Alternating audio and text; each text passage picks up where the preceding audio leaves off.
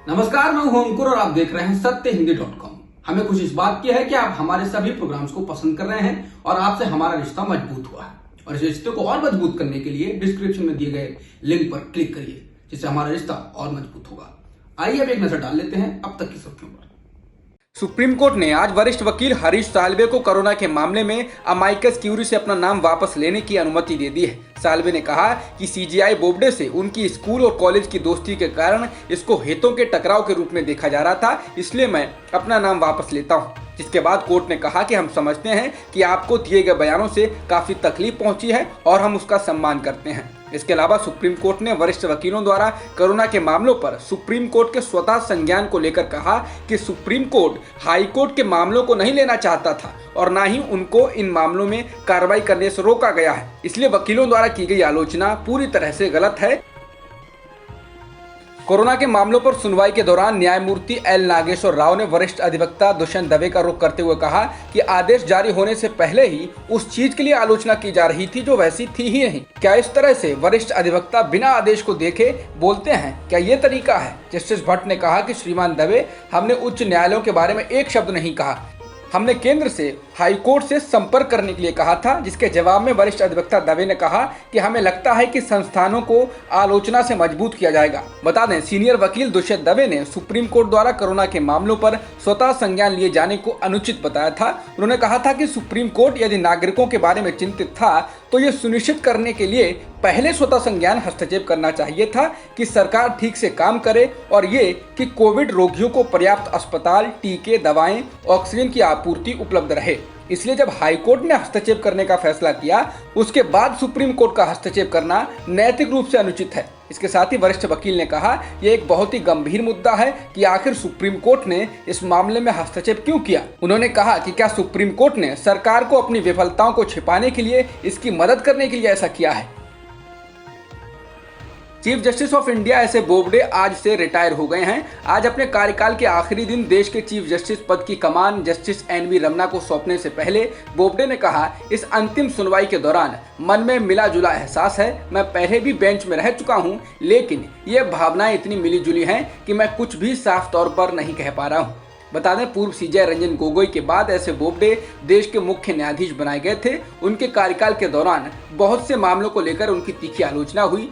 जब 2019 में उन्होंने सीजेआई पद की शपथ ली थी, उस वक्त ही उनके सामने धारा 370 को हटाए जाने की चुनौती देने वाली करीब 100 याचिकाएं थीं। इसके अलावा उनके कार्यकाल में इलेक्टोरल बॉन्ड की वैधता, रोहिंग्या शरणार्थियों की सुरक्षा और कोरोना के समय सबसे बड़े मजदूरों के पलायन जैसे मुद्दे अनसुने ही रह गए। प्रधानमंत्री मोदी ने आज कोरोना वायरस की स्थिति को लेकर मुख्यमंत्रियों के साथ बैठक की। इस बैठक के दौरान दिल्ली के मुख्यमंत्री अरविंद केजरीवाल ने कहा है कि अगर कोई कदम नहीं उठाया गया तो ऑक्सीजन की कमी से दिल्ली में बड़ी त्रासदी हो सकती है। उन्होंने पीएम से कहा कि दिल्ली में आने वाली ऑक्सीजन को बाकी राज्य रोक रहे हैं, कृपया करके उन राज्यों को एक फोन कॉल कर दीजिए। केजरीवाल ने कहा कि वो मुख्यमंत्री होते हुए भी कुछ नहीं कर पा रहे हैं। केजरीवाल ने कहा कि सरकार को देश के ऑक्सीजन प्लांट को कंट्रोल में लेकर सेना को सौंप देना चाहिए ताकि सभी राज्यों को ऑक्सीजन तुरंत मिल जाए। दिल्ली के मुख्यमंत्री अरविंद केजरीवाल ने प्रधानमंत्री मोदी से कहा कि भारत में वैक्सीन की कीमत एक जैसी ही होनी चाहिए। उन्होंने कहा कि वन नेशन वन रेट के तहत वैक्सीन की कीमत एक जैसी हो। केजरीवाल ने कहा कि एक देश में एक ही सामान की कीमत अलग अलग क्यों है। बता दें, वैक्सीन बनाने वाली कंपनी सीरम इंस्टीट्यूट ने केंद्र को 150 के आसपास तो राज्यों को 400 रुपए में कोविशील्ड की वैक्सीन देने का ऐलान किया है। प्रधानमंत्री मोदी की मुख्यमंत्रियों के साथ कोरोना को लेकर हुई बैठक में आज पूरा ध्यान दिल्ली के मुख्यमंत्री अरविंद केजरीवाल ने खींचा। उन्होंने पीएम मोदी से हाथ जोड़कर कई बार अपील की और बताया कि कैसे ऑक्सीजन की कमी से दिल्ली में त्रासदी आ सकती है। ये सब कुछ टीवी पर लाइव जा रहा था, जिसके बाद बैठक के दौरान ही प्रधानमंत्री ने उनको टोका और चर्चा को लाइव करने के लिए नाराजगी जताई। इसके बाद केजरीवाल ने लाइव करने के लिए माफी मांगी। इसके बाद सूत्रों के हवाले से खबर आई कि केंद्र सरकार ने इस मामले में केजरीवाल पर राजनीति करने का आरोप लगाया है। जब विवाद गहराया तो मुख्यमंत्री कार्यालय ने भी इस पर खेद जताया। सूत्रों ने यह भी कहा कि ऐसा लगता है कि केजरीवाल निचले स्तर पर उतर आए हैं। उनका पूरा भाषण समाधान तलाशने के लिए नहीं था, बल्कि राजनीति करने और जिम्मेदारी से बचने पर केंद्रित था। ऑक्सीजन के लिए पूरे देश में हाहाकार मचा हुआ है और देश के कई हिस्सों से ऑक्सीजन की कमी से लोगों के तड़प तड़प कर मरने की खबरें भी आ रही हैं। लेकिन साल भर पहले यानी 1 अप्रैल 2020 को ही सरकार की ओर से गठित कमेटी ने यह कह दिया था कि कोरोना की दूसरी लहर आई तो ऑक्सीजन की कमी होगी। इंडियन एक्सप्रेस के अनुसार केंद्र सरकार ने बीते साल 11 सशक्त समूह यानी एम्पावर्ड ग्रुप गठित किए थे, जिन्हें कोरोना से लड़ने के लिए योजना बनाकर उन्हें लागू करना था। एम्पावर्ड ग्रुप 6 की जिम्मेदारी निजी क्षेत्र, सरकारी उद्यमों और अंतर्राष्ट्रीय एजेंसियों के बीच समन्वय करना था। इस कमेटी ने 1 अप्रैल 2020 को ही ऑक्सीजन की कमी की चेतावनी दे दी थी। कोरोना संक्रमण की दूसरी लहर में फिर से देश के अधिकतर हिस्सों में बेपटरी हो रहे जनजीवन के बीच गरीबों के लिए केंद्र सरकार ने राहत पैकेज की घोषणा की है। राष्ट्रीय खाद्य सुरक्षा अधिनियम यानी NFSA के तहत सरकार गरीबों को मई और जून महीने में 5 किलो अनाज देगी। इस योजना से देश के करीब 80 करोड़ लोगों को लाभ मिलेगा। सरकार ने जो घोषणा की है उसके मुताबिक हर लाभार्थी यानी प्रति व्यक्ति को हर महीने 2 महीने के लिए 5-5 किलो अनाज मुफ्त में दिया जाएगा। 5 किलो के अलावा अनाज लेने पर उन्हें चावल 3 रुपए प्रति किलो, गेहूं 2 रुपए प्रति किलो और मोटा अनाज 1 रुपए प्रति किलो दिया जाएगा।